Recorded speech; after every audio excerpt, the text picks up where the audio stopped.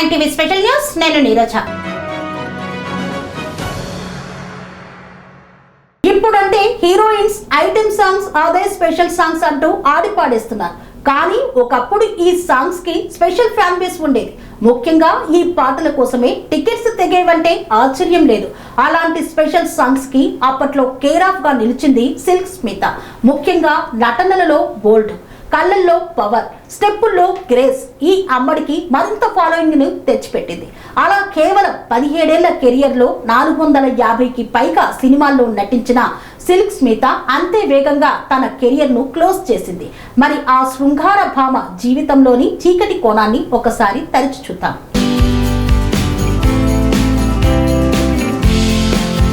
Silk Smitha 1960 December 2న ఏలూరులో జన్మించిన silk Smitha అసలు పేరు విజయలక్ష్మి. బీద కుటుంబంలో పుట్టిన విజయలక్ష్మి ఇంటి ఆర్థిక పరిస్థితులు సరిగ్గా లేకపోవడం వల్ల కేవలం 10 ఏళ్ల వయసులోనే చదువు వదిలేయాల్సి వచ్చింది. ఆటపాటలతో గడపాల్సిన వయసులోనే, అంటే కేవలం 14 ఏళ్లకే ఆమెకు తల్లిదండ్రులు పెళ్లి చేశారు. అయితే ఆ వివాహం ఆమె జీవితంలో ఒక పెద్ద నరకాన్ని మిగిల్చింది. అత్తమామల వేధింపులు, భర్త గృహహింసను భరించలేక కేవలం 15 ఏళ్ల వయసులో ఏ దిక్కు లేకపోయినా ధైర్యం చేసి కట్టుబట్టలతో చెన్నైకి పారిపోయి వచ్చింది విజయలక్ష్మి.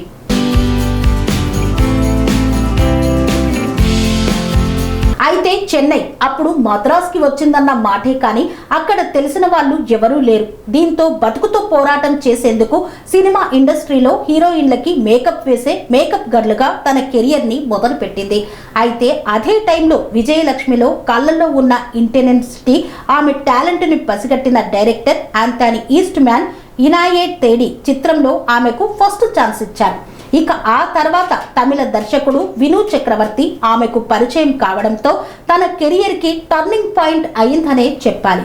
విను చక్రవర్తి సహాయంతో నటన, డాన్స్, చివరికి ఇంగ్లీష్ భాష కూడా నేర్చుకున్న విజయలక్ష్మికి విను చక్రవర్తి ఒక గాడ్ ఫాదర్ లా మారిపోయాడు. ఇక అదే సమయంలో అంటే 1979లో వచ్చిన వండి చక్రం సినిమా ఒక్కసారిగా విజయలక్ష్మికి ఎక్కడలేని క్రేజ్ తెచ్చిపెట్టింది. ముఖ్యంగా ఆ సినిమాలో చేసిన సిల్క్ అనే పాత్ర అప్పట్లో ఒక సెన్సేషనల్. అలా ఆ సినిమాలో సిల్క్ అనే పాత్రలో విజయలక్ష్మి అనే పేరు పోయి సిల్క్ స్మితగా మారిపోయింది.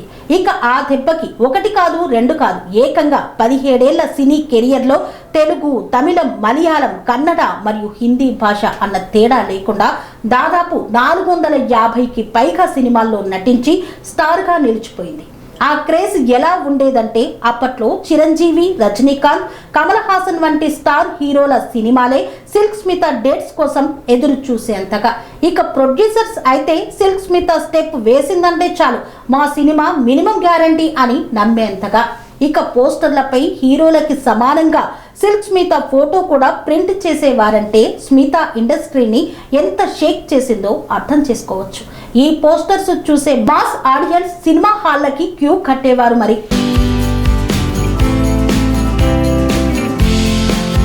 అయితే కేవలం శృంగారభరితమైన mass peppy songs, glamour roles మాత్రమే కాకుండా సీతాకోక చిలుక వంటి సినిమాల్లో తనదైన నటనతో విమర్శలకు ప్రశంసలు అందుకోవడం విశేషం.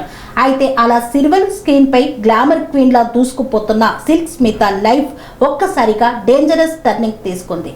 అదే సినిమాలని ప్రొడ్యూస్ చేయడం. అవును, అప్పటి వరకు సినిమాల్లో నటిస్తూ డబ్బులు వెనకేసిన సిల్క్ ఇప్పుడు డబ్బులు పంచాల్సిన పరిస్థితి చేసిన సినిమాలు సక్సెస్ అయితే బాగానే ఉండేది. కానీ ఎస్ఆర్సిని ఎంటర్ప్రైజెస్ పేరుతో బ్యానర్ స్థాపించి రాజేంద్ర ప్రసాద్, చంద్రమోహన్లతో ప్రేమించు చూడు వంటి సినిమాల్ని తీసి చేతులు కాల్చుకుంది.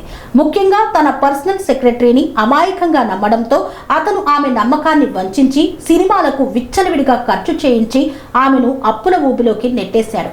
దీనికి తోడు శ్రీహరి భార్య డిస్కో శాంతి హీరోయిన్ గా తీసిన వీర విహారం వంటి చిత్రాలు విడుదలకు నోచుకోకపోవడం పెట్టిన పెట్టుబడులన్నీ ఆవిరి అయిపోవడం సిల్క్ ను బాగా దెబ్బతీశాయి. ఇక చేసిన అప్పులని తీర్చడానికి తన ఒంటి మీద ఉన్న బంగారాన్ని, ఆస్తులను తాకట్టు పెట్టాల్సిన పరిస్థితి ఏర్పడింది.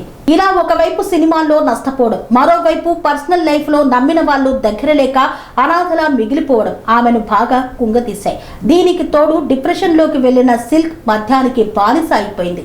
అయితే ఆమె ఎవరికీ తెలియకుండా ఒక డాక్టర్ ను పెళ్లి చేసుకుందని, ఆయన సలహాతోనే తన కష్టార్జితాన్ని అంతా పోగొట్టుకుందని అప్పట్లో వార్తలు కూడా గట్టిగానే సర్క్యులేట్ అయ్యాయి.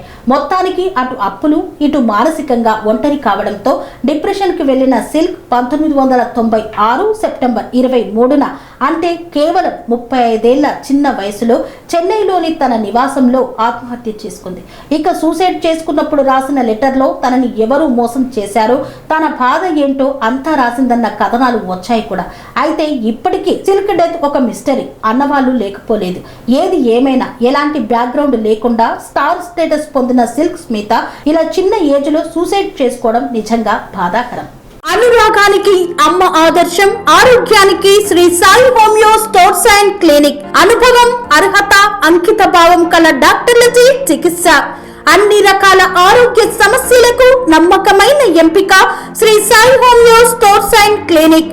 డయాబెటిస్, కీళ్ల నొప్పులు, సయాటికా, వెన్నుముక సమస్యలు, థైరాయిడ్, నిద్రలేమి, మానసిక సమస్యలు, ఋతు సమస్యలు, అన్ని రకాల దీర్ఘకాలిక వ్యాధులకు ప్రత్యేక హోమియో వైద్యం. అందరికీ అందుబాటులో అంతర్జాతీయ హోమియో వైద్యం Sri Sai homeo stores and clinic. మీ ఆరోగ్య సమస్య ఏదైనా ఇప్పుడు పరిష్కారం సాధ్యం. సైడ్ ఎఫెక్ట్ లేని వైద్యంతో సంపూర్ణ ఆరోగ్యం కొరకు సంప్రదించండి Sri Sai homeo clinic and stores, Bhavani Nagar, Ambedkar Nagar road, old Alwal, Secunderabad. సంప్రదించాల్సిన ఫోన్ నంబర్స్ 9000751751 మరియు 9000422525.